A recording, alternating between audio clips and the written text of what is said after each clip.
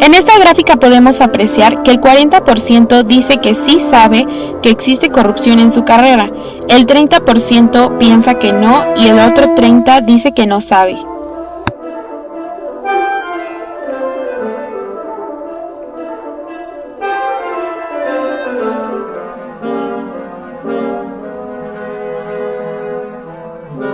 Soy la doctora Maricruz Castro Ricalde, trabajo en el Tecnológico de Monterrey. En mi caso, específicamente en la academia, uno de los grandes problemas en el área de investigación es el plagio. Y cuando estamos hablando de investigadores nacionales, es decir, investigadores que recibimos estímulos económicos que dependiendo de tu nivel son de 10,000, 14,000, 20,000, 30,000 pesos, el hecho de que identifiquen que tu trabajo es producto, aunque sea parcial, de un plagio, es evidentemente un caso de corrupción. El problema es el que en muchas ocasiones esto no llega a las últimas consecuencias y con tal de mantenerte en un ritmo de publicación, recurres a apropiarte, a robar las ideas de los otros. Entonces el plagio es un caso evidente de corrupción. Otros casos que son relativamente frecuentes, no puedo hablar directamente de lo que haya ocurrido en el Tecnológico de Monterrey porque esos casos no los he conocido, pero sí en otras universidades en donde a cambio de algún tipo de beneficio, los profesores cambian las calificaciones o dan segundas oportunidades o aprueban a los o a las estudiantes.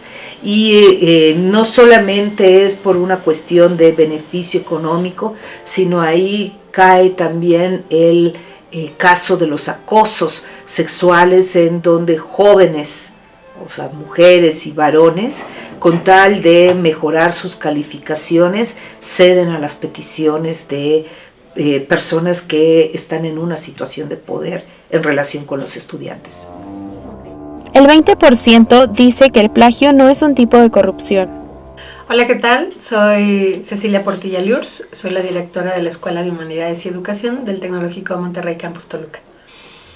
Bueno, básicamente una de las más grandes corrupciones que hay, esta parte de comunicación social, las áreas de comunicación social, que les pagan a los periódicos para que saquen puras notas positivas del político o de la administración. Pues esto es un caso sumamente claro, abierto y que se ha normalizado prácticamente en las administraciones gubernamentales. En estos resultados podemos apreciar que el 63.2% de las personas acusan al responsable, el 36.8% ignoran la noticia y ninguna de las personas ayuda en la difusión de la misma.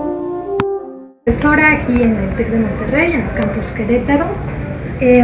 Pues en el caso, por ejemplo, de la animación concretamente, puede haber plagios, esto es que alguien literalmente use los modelos, las animaciones en material, ¿no?, de contenido de cualquier tipo de otras personas, que no sea propio, y lo venda o lo use sin dar crédito, como si fuera un material propio. También puede darse el caso de que alguien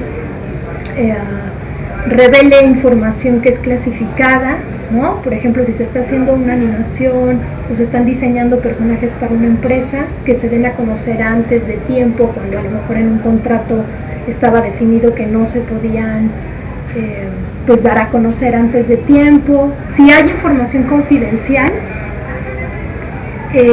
pues muchas veces tiene uno que firmar un contrato de que no se pueden revelar esos datos a terceros o simplemente no puede salir de la empresa cierta información. Entonces, bueno, pues incurres en una falta si la revelas, ¿no? Lo mismo con contenidos, con diseños, personajes. Casi siempre en los contratos hay como un tiempo definido de desarrollo en el que no puedes dar a conocer nada, y hasta que la empresa no libera bien la animación de lo que se trate, anuncio, cortometraje, lo que sea, no tienes derecho y incurrirías en una falta. El 67% de la población dice no haber visto un acto de corrupción y el 33% dice que sí. Axel Ezequiel Morales.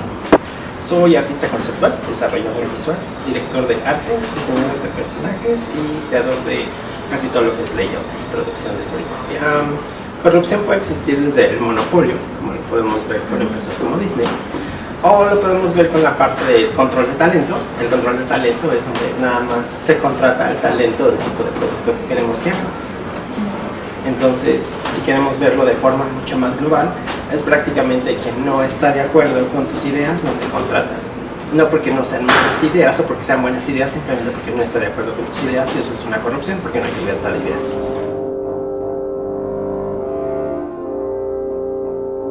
Principalmente por la facilidad, ¿no? De no tener que trabajar, en el sentido de trabajar en la reputación, hacer las cosas bien. Como de repente hacen cosas mal y a final de cuentas necesitan esta percepción de la gente, bueno, pues le pagan a los medios de comunicación para que de alguna manera hablen o digan lo que quieren que se diga, ¿no? Y también los medios de comunicación es una forma de extorsión, ¿no? O sea, si no me pagas, voy a hablar mal de ti. El 89% de la población que recibió esta encuesta acepta que alguna vez ha copiado en una tarea, examen o trabajo, mientras que el resto dice que no lo ha hecho. Ay, bueno, evidentemente por deshonestidad, pero yo, por ejemplo, lo he visto con alumnos específicamente. Puede ser porque queda muy poco tiempo para una entrega y en el estrés de tener que entregar a tiempo, pues se toman materiales, modelos, animaciones, contenidos que no son propios, ¿no? Uh-huh. Y pues no se da el crédito por dos razones, o porque quieres de verdad que el crédito sea tuyo, o simplemente porque no se toma el tiempo de ir, buscar de quién es, pedir la autorización para utilizarlo y todo eso, pues termina usándose como propio.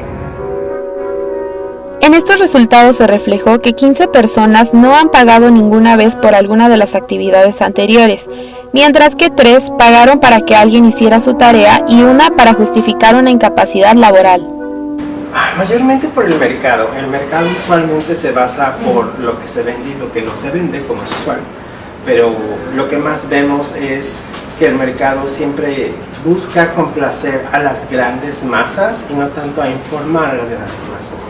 Entonces, antes el arte de entretenimiento era un arte porque no cualquiera lo podía hacer y era una forma mucho más refinada de decir una idea, y hoy en día no buscamos decir una idea, simplemente buscamos vender una franquicia.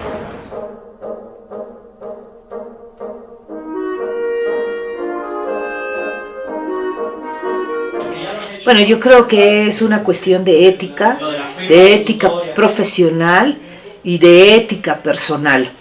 Porque independientemente de que tengas la mesa puesta y la mesa servida, si no es para ti, pues simplemente no tomas lo que no es tuyo. Lo mismo pasaría en el caso del plagio. Si ese no es tu pensamiento, tienes que darle crédito a quien sí lo generó.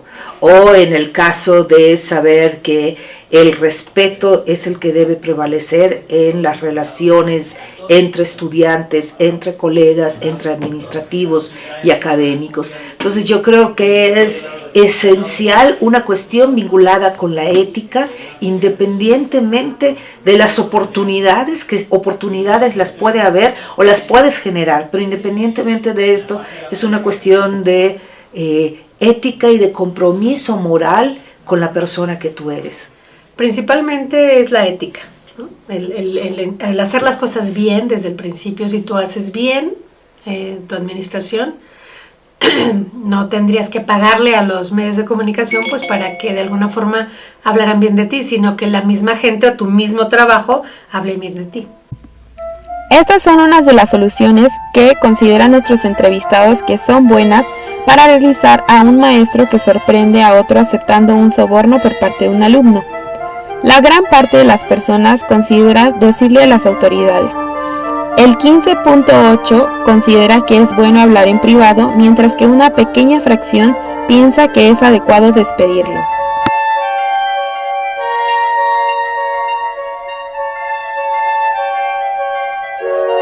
Si todos los artistas se ponen en una cultura donde todos puedan hablar y platicar de lo que sucede en la industria, cómo mejorarla, y no más bien de cómo tú puedes sacar nada más beneficios, que esa es la manera más difícil de tratar una corrupción, cuando todo el mundo quiere nada más sacar un beneficio, pero no un beneficio a los demás.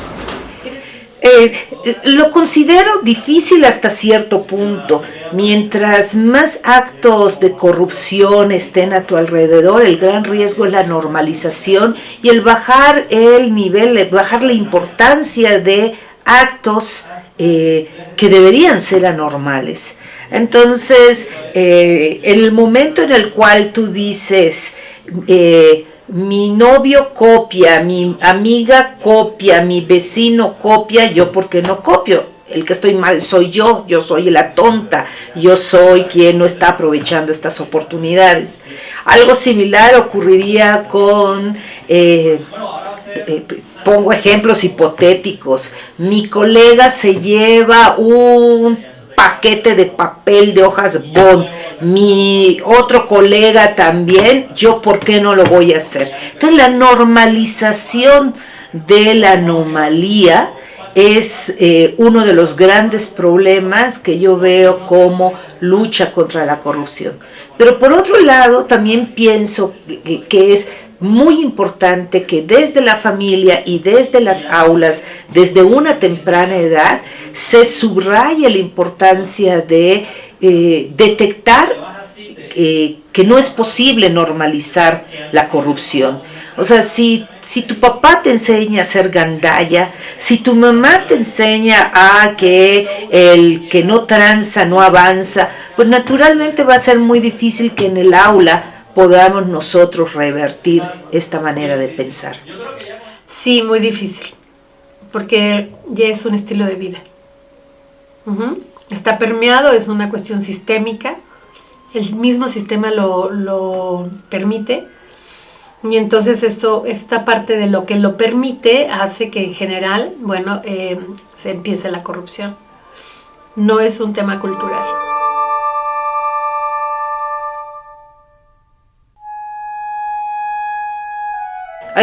Afecta en múltiples sentidos y lo estamos viviendo en este sexenio, que es el que ha sido evidentemente el más corrupto de las últimas décadas.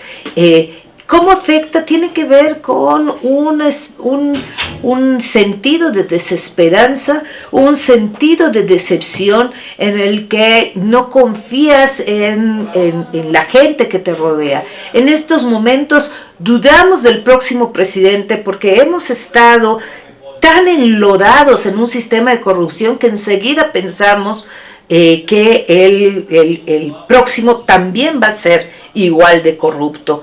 Ya es tal la percepción decepcionada que hay, sobre todo en relación con la política, que inmediatamente pensamos que cualquiera que esté ejerciendo un cargo público es para enriquecerse ilícitamente. Entonces, pienso que afecta en la confianza que tenemos como país, afecta en la confianza en nuestro círculo cercano, dentro de nuestra comunidad. Y si falla esa confianza, entonces, ¿cómo podemos hacer ciudadanía? Si no tenemos una idea de la importancia de la comunidad, de lo que significan los actos comunitarios, entonces vamos a ser individuos completamente aislados en donde nada más vamos a ver para nosotros y para nuestro provecho. Por lo tanto, yo creo que esta pérdida de confianza ha sido uno de los peores legados que el sexenio de Enrique Peña nos ha heredado. En esta gráfica podemos observar que el 100% de la población está de acuerdo en que la corrupción afecta el progreso de México.